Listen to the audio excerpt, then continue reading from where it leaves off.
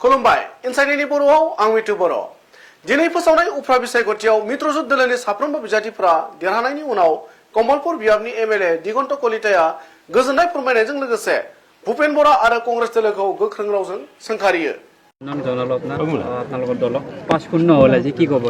ভূপেন বৰাক মই অভিনন্দন জ্ঞাপন কৰিছোঁ। তেখেতে যি দাম্ভিক কথা কৈছিল, আজি তেখেত এই কথাখিনিকে এইটোৱে বুজায় যে তেখেতসকল বিধায়কটো নহয়, তেখেত বাৰু তেখেত সভাপতি মাননীয় ভূপেন বৰা ডাঙৰীয়াক কৈছোঁ যে আপুনি ফিল্ডখন ছাৰ্ভে নকৰাকৈ আপুনি মুখ্যমন্ত্ৰী মহোদয়ৰ লগত এনেকৈ সমানে যুক্তি তৰ্ক কৰি আপুনি আজি কি পালে?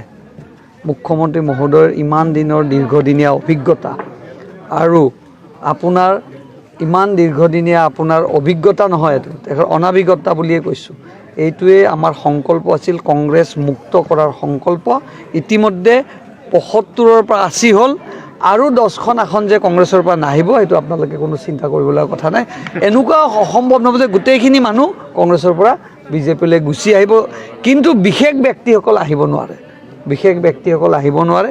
যিসকল আমাৰ ব্যক্তি আছে বহুত ইতিমধ্যে আজিৰ পৰাই কুচকাৱাজ আৰম্ভ হৈছে আৰু মুখ্যমন্ত্ৰী মহোদয়ৰ যি সপোন আছিল যে অসমখন 5খন ৰাজ্যৰ ভিতৰত এখন ৰাজ্য ৰখাৰ, এই সম্পূৰ্ণৰ প্ৰথম মাইলৰ খুঁটা এইটো আৰম্ভ হৈছে।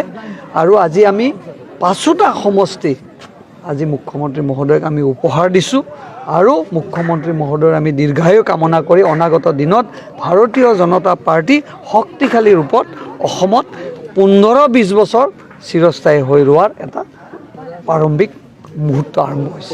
এজন বিধায়ক থাকক আমাৰ লগত, ভিতৰতো আমাৰ লগত চুপতি কৰিয়ে থাকে, বাহিৰতহে এনেকৈ থাকে, ভিতৰত আমাৰ লগতে চুপতি কৰি থাকে তেখেতৰ দুমুখীয়া নীতি, আমাৰ বিজেপিৰ এমুখীয়া নীতি, আমাৰ যিটো সিদ্ধান্ত যিটো সংকল্প আছিল আগতেও আছিল, এতিয়াও আছে, ভৱিষ্যতো থাকিব। আৰু কংগ্ৰেছৰতো একোৱেই নাই এতিয়া। আজি মই শুনিলোঁ তামোলপুৰত 5000 ভোট পাইছে। ভাৰতীয় 50 বছৰ পুৰণি কংগ্ৰেছ দল এটাই যদি তামোলপুৰৰ দৰে ঠাইত বিল' 10,000 পাবলগীয়া আছে, ইয়াতকৈ দুখৰ আৰু লাজৰ বিষয় নাই। ভূপেন বৰা ডাঙৰীয়াক কৈছোঁ এতিয়াও সময় আছে, আমাৰ দলত যোগদান কৰক, আমি আপোনাক সন্মান দিম।